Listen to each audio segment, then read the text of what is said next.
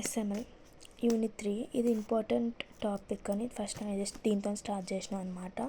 So ఈ topic పేరు ఏంటంటే ఫిట్టింగ్ ఆఫ్ ఎల్ఎంఆర్.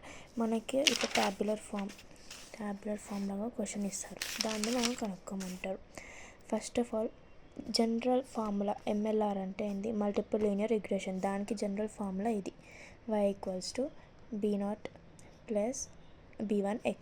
ఓకే, ఈ జనరల్ ఫార్ములా వాళ్ళు అడిగితే రాయాలి, లేకపోతే లేదు. ఇప్పుడు మనకి ఇచ్చిన క్వశ్చన్లో మనకి 2 కేసెస్ ఉన్నాయన్నమాట. ఎంఎల్ఆర్లో టూ వేస్లో మనం ఫైండ్ అవుట్ చేయవచ్చు. ఒకవేళ 2 ఇండిపెండెంట్ వేరియబుల్స్ అంటే ఒకటి y ఇంకా x1 x2 ఇచ్చిండ్రు అనుకో, ఇది x1 x2 రెండే ఉన్నాయి కాబట్టి టూ ఇండిపెండెంట్ వేరియబుల్స్ కాబట్టి ఈ కేసు యూజ్ చేయాలి. ఒకవేళ x1 x2 x3 3 are more than that ఇచ్చిండ్రు అనుకో, కేస్ 2 యూజ్ చేయాలి మనం.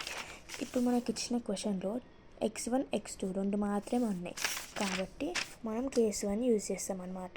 సో ఈ రెండు కేసెస్కి ఫార్ములాస్ ఉంటాయి. ఇక్కడ ఓన్లీ 2 వేరియబుల్స్ కాబట్టి b0 same as it is b0, b1 x1 ఇక్కడ xతో రాపిస్తారు. లైక్ మనకి ఎన్ని వేరియబుల్స్ ఉంటే దాన్ని రాసుకోవాలి. 2 వేరియబుల్స్ కాబట్టి b1 x1 plus b2 x2. Okay, ఇది ఫార్ములా.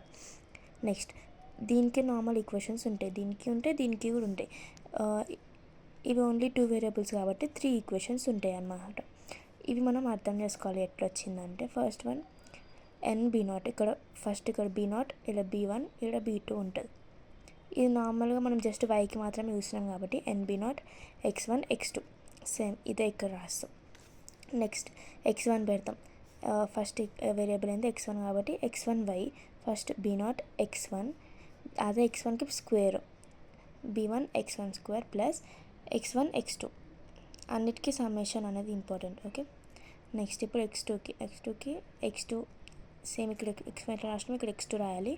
తర్వాత సేమ్ ఇదే 1 2 ఇక్కడ రాసేయాలి. తర్వాత b2 స్క్వేర్ x2 స్క్వేర్. ఇవి యాక్చువల్ మనం బట్టి కొట్టాలి.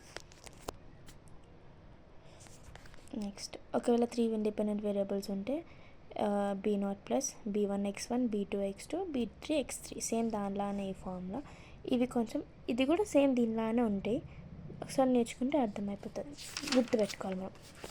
ఓకే, దీంట్లో నేను సార్ చెప్పినప్పుడు విని చేసిన ప్రాబ్లం ఇది. సేమ్ ఇది ఒకటే క్వశ్చన్. ఇది నార్మల్ ఈక్వేషన్స్, కేస్ 2కి నార్మల్ ఈక్వేషన్స్. మనకి ఇచ్చిన question fit MLR equation for the following data. ఇది మన డేటా వాళ్ళు ఇస్తారు. ఇదేంటంటే డిపెండెంటేనా y ఈజ్ డిపెండెంట్ వేరియబుల్ ఎప్పుడు ఒక్కటే డిపెండెంట్ ఉంటుంది. మిగతా x1 x2 x3 ఇవన్నీ ఇండిపెండెంట్ అనమాట. సో మనకి x1 x2 రెండే ఉన్నాయి కాబట్టి కేస్ 1 అనేది మనం యూజ్ చేస్తాం. కేస్ 1 అంటే ఇది ఫార్ములా y = b0, ఇక్కడ చూసినాం కదా b1 x1 plus b2 x2, ఈ ఫార్ములా.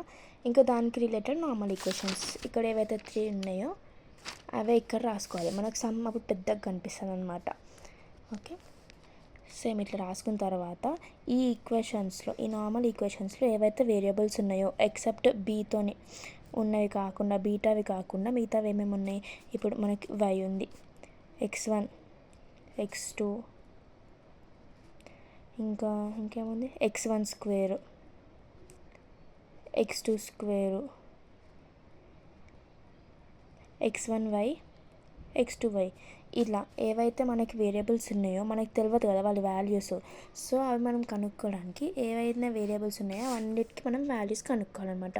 ఫర్ ఎగ్జాంపుల్ ఇప్పుడు మనం y తీసుకున్నాం అనుకో, దీంట్లో మనకి y తెలియదు కదా. సో y తీసుకొని దాని వాల్యూస్ ఏవైతే ఉన్నాయో ఇక్కడ 11.6 6.1 ఇవన్నీ యాస్టిస్ ఇక్కడ రాసేసుకొని అవన్నిటిని సమ్ చేయాలి. సమ్మేషన్, ఈ సింబల్ అంటే సమ్మేషన్ కదా. సో ఇవన్నీ యాడ్ చేసి ఒక వాల్యూ వస్తుంది, అది రాసి పక్కన పెట్టేసుకో. నెక్స్ట్ x1 వాల్యూస్ ఫస్ట్ అన్నీ రాసేసుకొని సమ్ చేసేసి పక్కన పెట్టేసి సేమ్ అట్లనే x2 తర్వాత ఇప్పుడు మనకి y వాల్యూ వచ్చేసింది, x1 వాల్యూ వచ్చింది, x2 వాల్యూ కూడా వచ్చేసింది. నెక్స్ట్ ఏముంది x1y వాల్యూ కావాలి మనకి. x1 x2 కూడా కావాలి. ఎట్లయినా ఏదైనా కనుక్కోవచ్చు, ఆర్డర్ అని ఏం లేదు.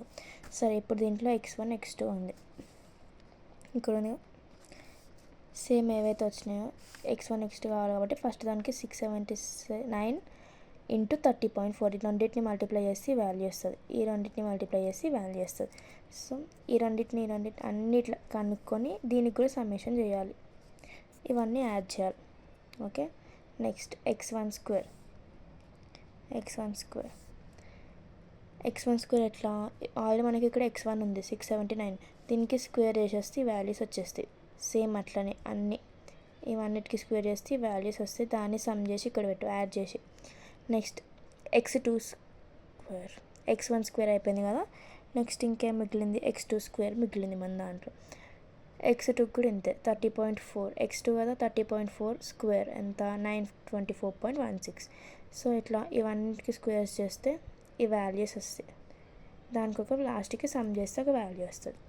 నెక్స్ట్ x1y, ఇది x1y x2y ఇవి కూడా కనుక్కోవాలి. x1y ఎట్లా, x1 ఇది ఉందా 679 ఇంటూ y 11.6, ఈ రెండింటిని ఇంటూ చేస్తే ఇది వస్తుంది x1y. అట్లా ఈ రెండింటిని ఇంటూ చేస్తే ఇవి వస్తుంది.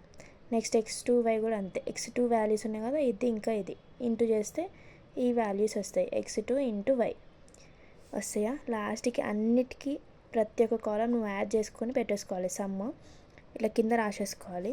నెక్స్ట్ n = 8 అని తీసుకోవాలి. 8 ఎందుకు, ఈ వేరియబుల్స్ మనకి 8 ఉన్నాయి, 1 2 3 4 5 6 7 8. సో ఇవన్నీ 8 ఉన్నాయి కాబట్టి n = 8. ఓకే, ఆ n మనకి ఎక్కడ యూజ్ అవుతుంది అంటే ఈ నార్మల్ ఈక్వేషన్స్లో ఫస్ట్ ఈక్వేషన్ మనం చూసుకుంటే n అని ఉంటుంది, ఆ n ప్లేస్లో మాత్రమే 8 అని యూజ్ చేస్తాం, అంతే మిగతా ఎక్కడ యూజ్ ఉండదు అసలు మ్యాక్సిమం n. ఓకే, ఇప్పుడు ఏవైతే ఇక్కడ నార్మల్ ఈక్వేషన్స్ ఉన్నాయో అవి యాజ్ ఇట్ ఈస్ ఇక్కడ రాసుకొని ఈ వేరియబుల్స్ ప్లేస్లో మనకు వచ్చిన వాల్యూస్ రాయాలి. చెప్తా ఇప్పుడు. First equation summation y = n, ఇదొక ఫస్ట్ ఈక్వేషన్ మనది కదా, దాంట్లో మనం వాల్యూస్ సబ్స్టిట్యూట్ చేయాలి, వచ్చిన వాల్యూస్. సమ్మేషన్ y అంటే ఇది, ఇవన్నిటిని యాడ్ చేసి సమ్ వచ్చింది కదా y 81.9. సో దీని ప్లేస్లో ఇది రాసుకున్నాం, n ప్లేస్లో 8 రాసుకున్నాం. b0 b1 b2 మనకు వాల్యూస్ తెలియదు, అవి మనం లాస్ట్కి కనుక్కుంటాం. నెక్స్ట్ ప్లస్ అవి అట్లే రాసుకోవాలి. b1 సమ్మేషన్ ఆఫ్ x1 ఎంత, ఇది ఇంత, దాని ప్లేస్లో రాసేసుకోవాలి. Next b2 sum of x2 values sum ఇది. ఓకే, సో ఇట్లా ప్రతి ఒక్కటి రాసుకొని పెట్టుకోవాలి. ఇట్లా 3 ఈక్వేషన్స్కి అట్లా సబ్స్టిట్యూట్ చేసుకొని పెట్టుకో. తర్వాత నీ క్యాల్సి యూజ్ చేయాలి, అది ఎట్లా యూజ్ చేయాలని చెప్తా.